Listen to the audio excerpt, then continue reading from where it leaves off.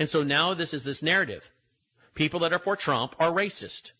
If you're for Trump, if you're for his ideas, a wall, a border, national security, exposing Islam, you're an Islamophobic racist.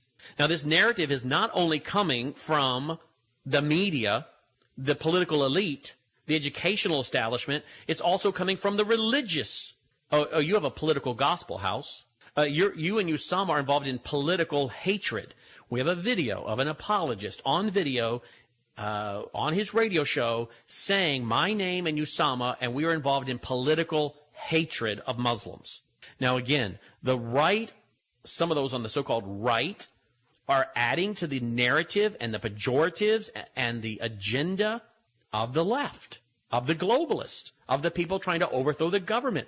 But that's what I told you would happen in the book Religious Trojan Horse, that the right and left would merge. On everything? No. Some of these people are not really conservatives.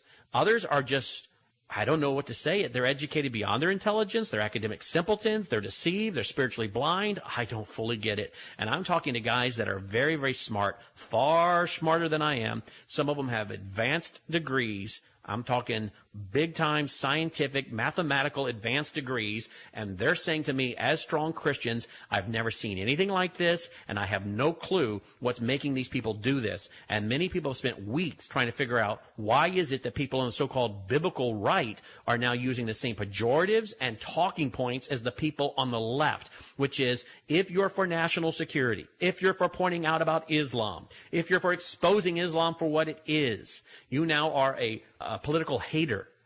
You don't love Muslims. You want them to go to hell. This is, again, what you see happening to us here at Worldview Weekend, me, Brannon, Howse, Usama, Sharam, is what is also happening on the national level.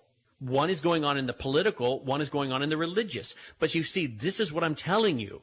This is not just a left thing or a right thing, and I don't know why it is they believe this. Are they dupes? Are they men who have risen from within? Are they just spiritually blind? Are they so prideful they've been deceived and won't admit it? I don't know.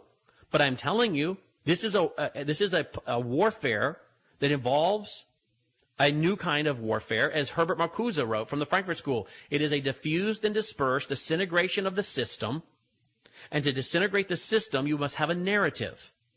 A political strategy and narrative, and it works at the political and educational and religious and media level, and you must malign people, characterize people, marginalize people. And one of them is, if you're a conservative for national security, talk about Islam, you're a racist. But what they're trying to do is say, if you voted for the current man in the White House, even if some of you held your nose and voted for him, or you don't agree with everything about him, what he says, what he does all the time. You don't agree with a lot of things about him, but you agree with him on certain areas. Build a wall, national security, expose Islam, deal with this scourge of Islam that is going to end up destroying our nation. And if you agree with that, then you're a racist.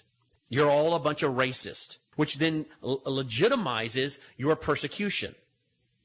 And so what all this is about is a false narrative. It's enemy information warfare.